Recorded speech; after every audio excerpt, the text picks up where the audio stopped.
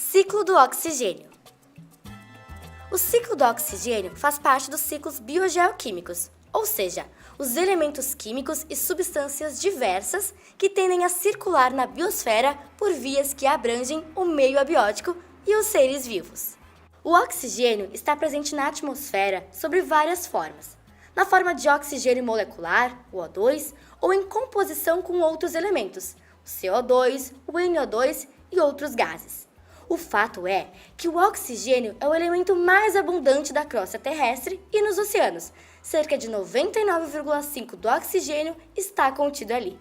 E o segundo mais abundante na atmosfera, e está na proporção de 21%. A principal forma de produção do oxigênio é a fotossíntese, realizada por todas as plantas clorofiladas, algumas algas, principalmente o fitoplâncton e algumas bactérias.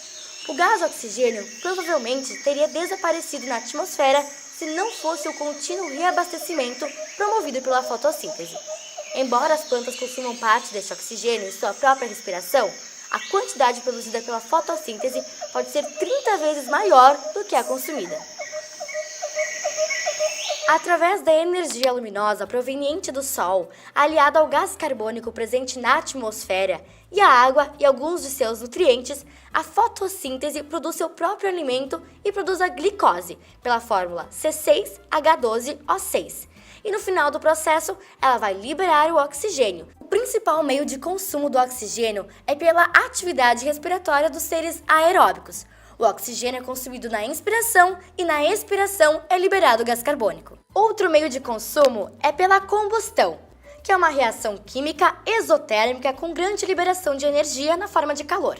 Todos os combustíveis utilizados são orgânicos, como a gasolina e o álcool. O oxigênio é um comburente, ou seja, só é possível a combustão na presença do oxigênio. Outro meio é pela degradação na ação dos raios ultravioletas, resultando na formação de gás ozônio, o O3. A camada de ozônio é responsável por filtrar cerca de 95% dos raios ultravioletas. Essa camada é de extrema importância para a manutenção da vida terrestre, pois caso ela não existisse, as plantas teriam sua capacidade de fotossíntese reduzida. O oxigênio, quando combina com alguns metais do solo, por exemplo o ferro, ele vai formar os óxidos metálicos, que é a ferrugem. Ainda há a decomposição da matéria orgânica, que libera uma série de gases, entre eles o oxigênio e o metano. O carbono faz um ciclo através dos oceanos, da atmosfera e do interior da Terra, onde se aloja a maior parte dele. É um ciclo geológico bastante lento.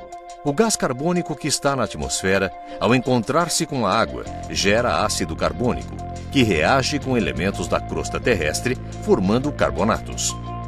Os processos de erosão, como a chuva, levam estes carbonatos para o fundo do mar. Ao longo de milhares de anos, estes sedimentos se transformam em rochas. O ciclo continua quando essas rochas chegam ao manto da Terra e ficam sujeitas a grandes pressões e temperaturas, derretendo e liberando gás carbônico novamente através de atividades vulcânicas. O ciclo biológico do carbono é mais rápido que o geológico. As plantas absorvem o gás carbônico no processo de fotossíntese, produzindo oxigênio e hidratos de carbono. Plantas e animais se utilizam dessa energia contida nos hidratos e emitem gás carbônico, de forma muito parecida com aquela que acontece num motor a combustão. Assim, através da respiração, devolvemos o CO2 para a atmosfera mais uma vez. Através dos processos industriais, transportes e usinas energéticas, o homem passou a retirar o carbono da Terra cada vez mais e num ritmo superior ao lento ciclo geológico. As atividades humanas começaram a destruir aquele equilíbrio do ciclo. Hoje, a concentração de gás carbônico é a mais elevada dos últimos 650 mil anos, gerando um efeito estufa muito superior àquele benéfico ao ser humano.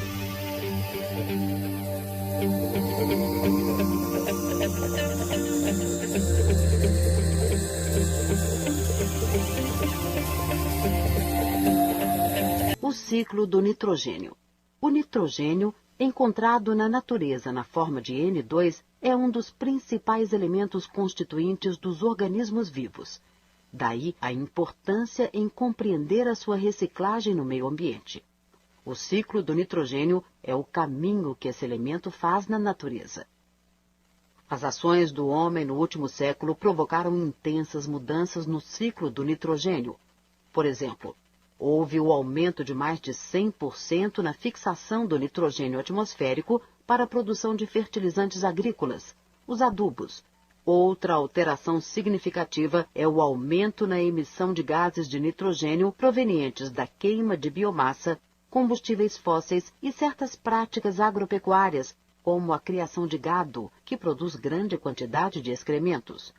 Como não se tem observado mudanças na concentração de N2 na atmosfera, pode-se supor que o ciclo de nitrogênio continua em equilíbrio, apesar do excesso de fixação. Como funciona?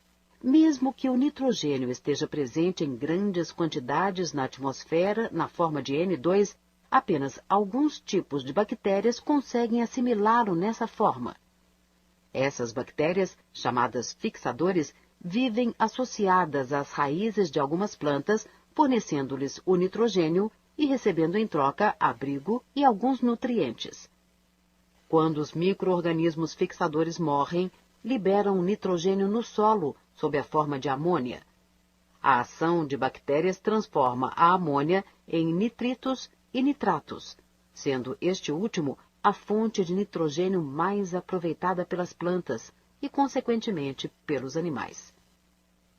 A devolução do nitrogênio para a atmosfera é feita pela ação de micro-organismos chamados de bactérias denitrificantes. Elas transformam os nitratos presentes no solo novamente em gás nitrogênio, o N2, que volta à atmosfera, fechando o ciclo natural do nitrogênio. Obviamente que nessas transformações de uma molécula para outra, todos esses micro-organismos extraem energia para si. Passe o mouse sobre a imagem para saber mais sobre o ciclo do nitrogênio.